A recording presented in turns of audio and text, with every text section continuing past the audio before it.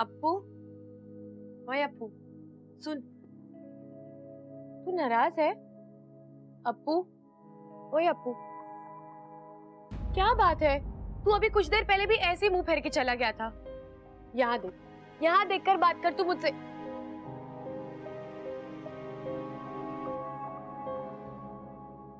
तू शादी वाली बात को लेके नाराज है? अब तक अप्पू, मैंने तुझसे कहा ना, मैं अच्छा चल छोड़, मैं मानती हूँ गलती हो गई। अब तू ही बता मैं क्या करूं? 100 उठक बैठक लगाऊं? चल ठीक है, लेकिन गिनती मैं करूंगी। हाँ, 1 3 5 15। इच्छा तुम जाओ यहाँ से, मुझे पढ़ाई करनी है, कल का होमवर्क करना है। लेकिन कल तो स्कूल है ही नहीं, छुट्टी है। तो जाओ। इसे क्या हो गया है? बेवजह नाराज हो रहा है। अप्पू, क्या हुआ है? क्यों तू मुझे इस तरह? क्योंकि ये तुम्हारा अप्पू नहीं।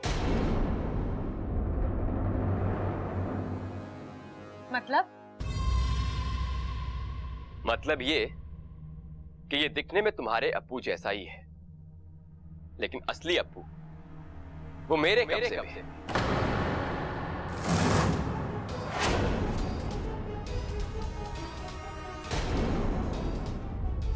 मयूरेश, लेकिन तुमने ऐसा क्यों? सावधानी बरत रहा।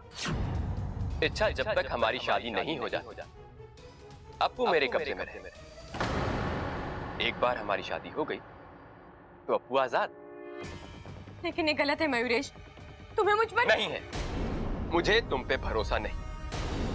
तुम किसी भी वक्त अपना फैसला बदल सकती हो, और क्या पता तुम्हारी इस हाँ के पीछे भी तुम्हारी कोई चाल हो। इस घर में बबल के बाद जो तुम्हारे सबसे ज्यादा करीब है वो अप्पू ही है। तुम उसे कुछ नहीं होने दो, उसकी खातिर ही सही तुम मुझसे शादी जरूर करो।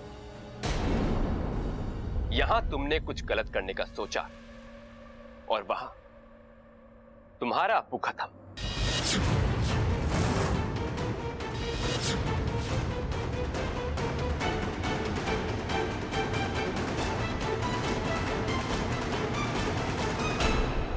मुझे आज भी इच्छा की आंखों में अपने लिए प्यार दिखता है, जज्बात दिखते हैं। फिर पता नहीं वो ये सब क्यों कर रही है। कहीं ना कहीं कुछ ना कुछ तो गलत हो रहा है, और मुझे यकीन है उस मयूरेश की असली पहचान ही इस पहेली को सुलझा सकती है। हाँ, मुझे फूफा जी को फोन करना था। हाँ फूफा जी, बबल बोल रहा हूँ। फूफा जी नहीं, तारी फूफी बोल रही हो छोरा। ओह, प्रणाम फूफी जी। अब जरा फूफा जी से बात करा दीजिए ना प्लीज। वो तो घर में नहीं है। तू बोल, के काम से मैं कोई मदद कर सकूं तारी?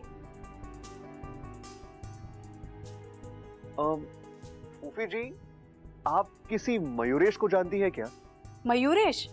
हाँ। ना छोरा, मैं ऐसे किसी बंदे को नहीं जानती। अच्छा, लेकिन फूफा जी तो जानते हैं ना उसे।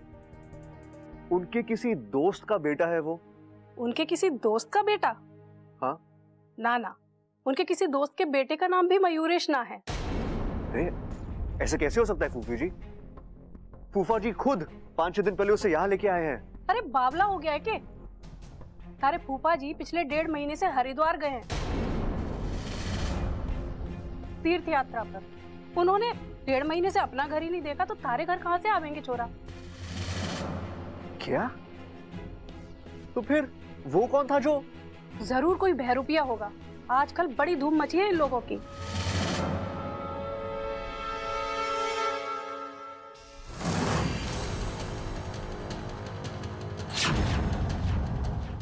आप फूफी, आप एक काम करोगी प्लीज? हाँ, आप थोड़ा वक्त निकाल कर आ सकती हो? आपको कुछ नहीं करना है, आपको सिर्फ यहाँ आना है और ये सारी बातें दादी और पिताजी को बतानी है। प्लीज आ जाऊंगी छोरा, बोल कब आना है? कल आना है आपको। प्लीज फूफी, मना मत कीजिए, किसी की जिंदगी का सवाल है। ठीक है छोरा, मैं आ जाऊंगी। मामला गंभीर लग रहा है। थैंक यू फूफी, thank you so much. Mayuresh,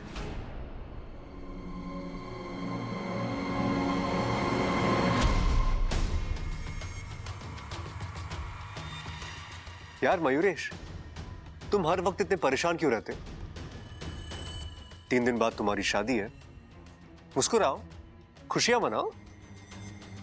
क्या बात है बबल, तुम्हें मेरी खुशियों की इतनी फिक्र कब से होने लगी? वो मेरी दादी कहती है, खुशियों की उम्र का कोई भरोसा नहीं होता। कुछ छोटी उम्र की होती है, कुछ बड़ी उम्र की होती है। इसलिए जब भी कोई खुशी मुट्ठी में आए ना, उसे उसी पल जी लेना चाहिए। अच्छा,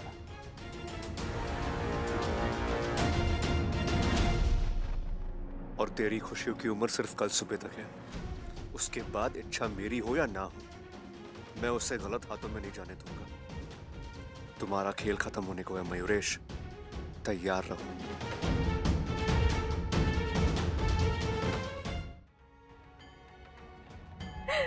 हे नागुमी देव, मैं नहीं जानती आगे क्या होने वाला है, लेकिन मैं इतना जानती हूँ कि अप्पू को कुछ नहीं होना चाहिए। बड़ों की लड़ाई में अगर उस मासूम को कुछ हो गया तो मैं माँ,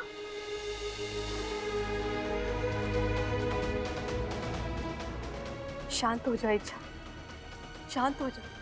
माँ अप्पू। देख इच्छा, मयूरेश अप्पू को मोहरा बनाकर तुझे तोड़ना चाहता है।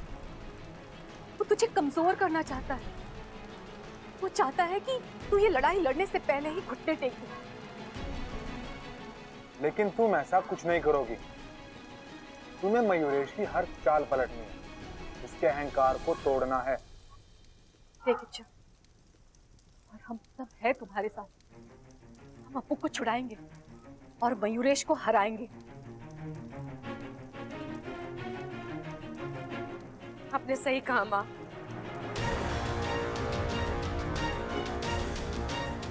मैं इस लड़ाई को आगे में नहीं छोड़ सकती। मुझे लड़ना भी होगा और जीतना भी होगा।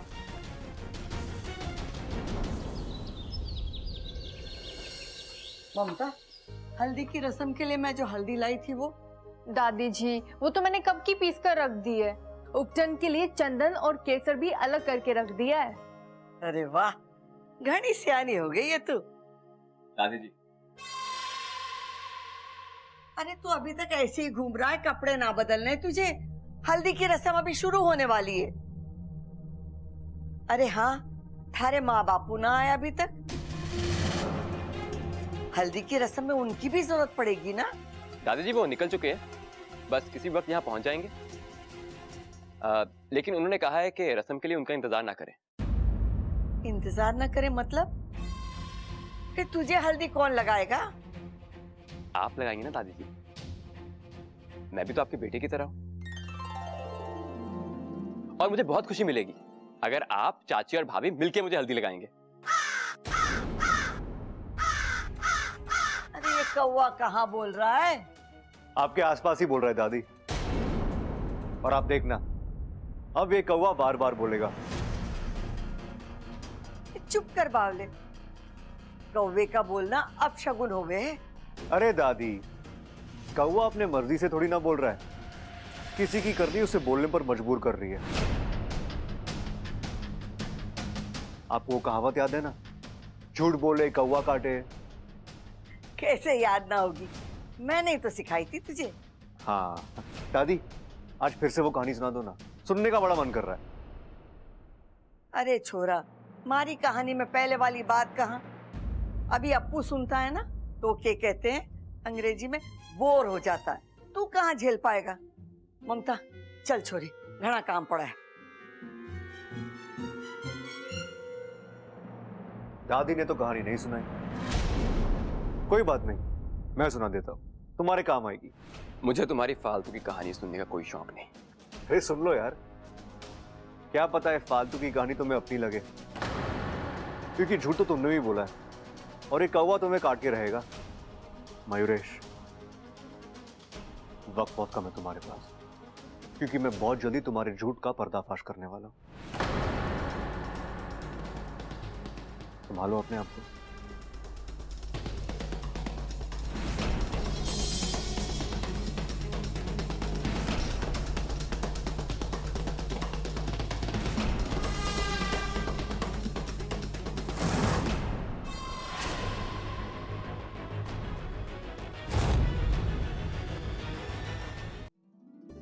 ए माँ, कैसा लग रहा हूँ मैं? अरे तू चांद का टुकड़ा लग रहा है। अरे क्या बात है मयूरेश, तू तो लड़कियों से भी ज्यादा शर्मा रहा है। अरे पहली शादी है ना इसकी, इसलिए। रे सबल, भाई शादी एक ही बार हुआ है। अच्छा, हाँ।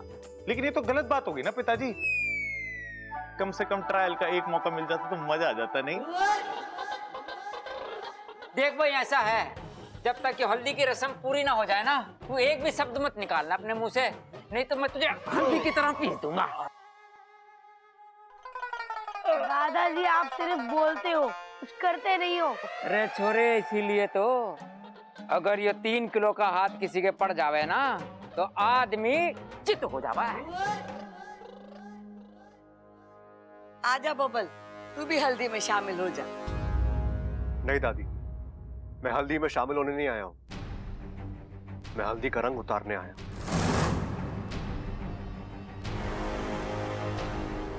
बस मेरे कुछ मेहमान यहाँ आ जाए। आजकल तू क्या बोलता है ना, मारे तो कुछ समझ में ना आता है। ममता, जा इच्छा को ले आ, उसकी भी हल्दी शुरू कर दे। हाँ, नमस्ते अम्मा जी।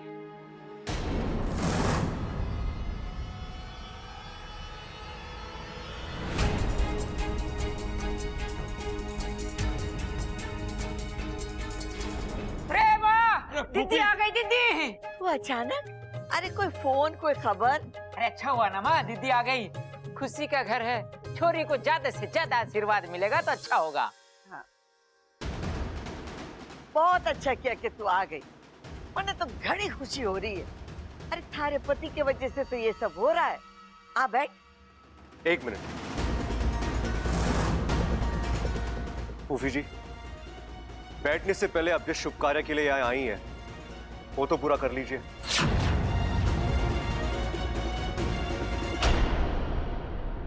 बता दीजिए सबको कि ये आदमी मयूरेश एक नंबर का फ्रॉड है और आप इसे नहीं जानती।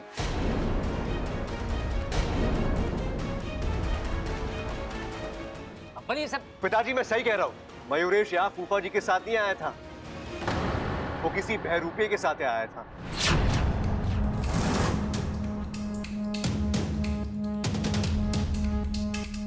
क्योंकि पिछले 1.5 महीने से फूफा जी हरिद्वार में है, तीर्थ यात्रा पर निकले हैं वो।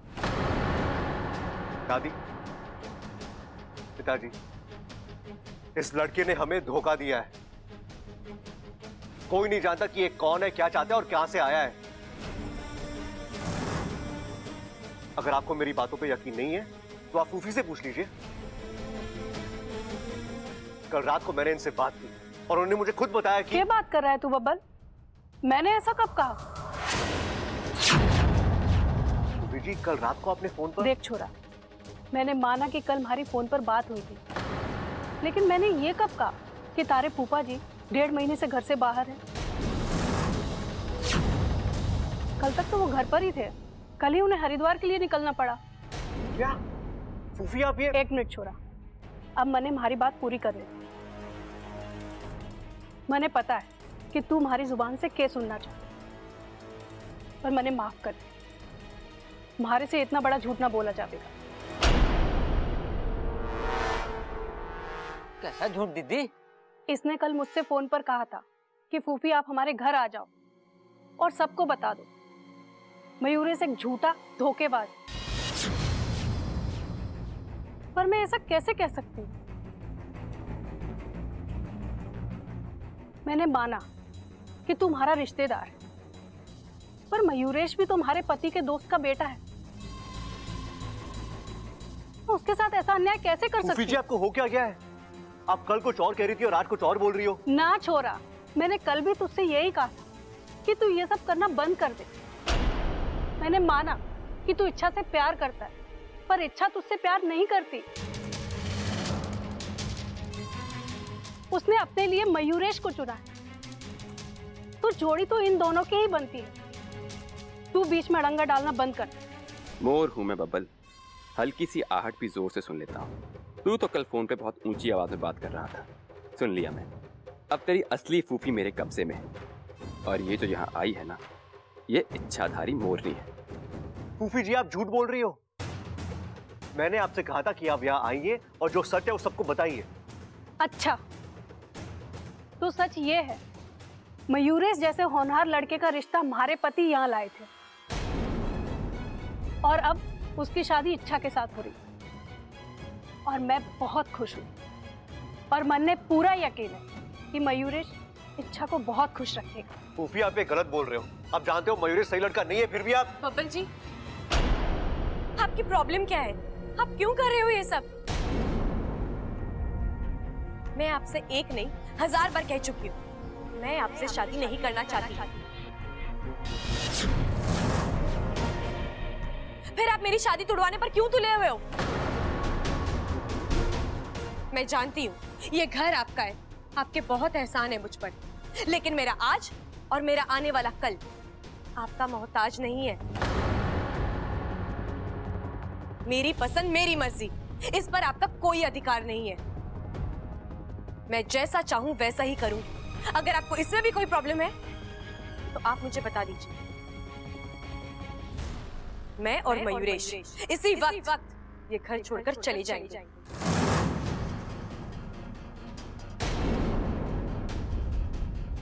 मयूरेश, हमें ये घर अभी छोड़कर जाना होगा, चलो। इच्छा, मेरी बात तो सुन। नहीं मयूरेश, मेरा अपमान हो मैं 10 बार बर्दाश्त कर लूंगी, लेकिन तुम मेरे होने वाले पति हो, कोई तुम्हारा अपमान करे ये मुझसे बर्दाश्त नहीं होगा।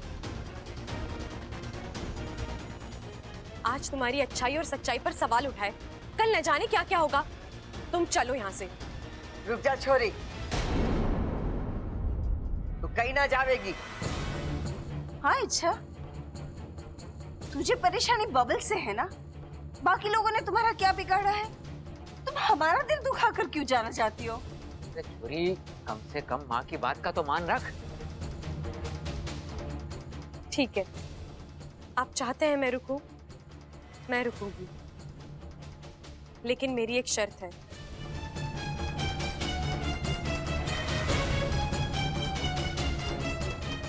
बब्बल जी को मयूरेश से माफी मांगनी पड़ेगी। माफी? किस बात की? जब मेरी कोई गलती नहीं है तो मैं क्यों माफी मांगू? छोरा, गलती तो थारे से हुई है। घर के होने वाले दामाद का अपमान किया तूने, माफी तो तुझे मांगनी पड़ेगी। नहीं, मैं माफी नहीं मांगूंगा। बब्बल जी, आपको जाने दो इच्छा।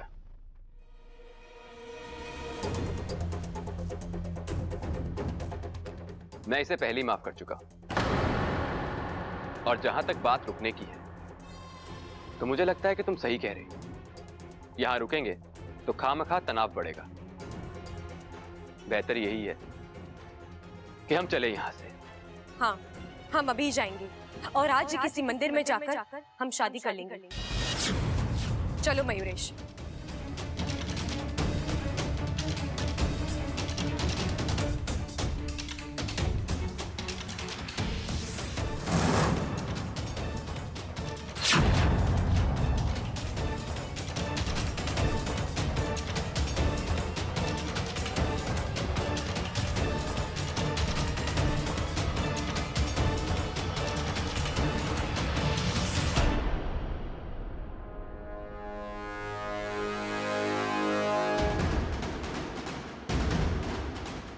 I'm sorry मयूरेश, मुझसे गलती हो गई, मुझे माफ कर दो।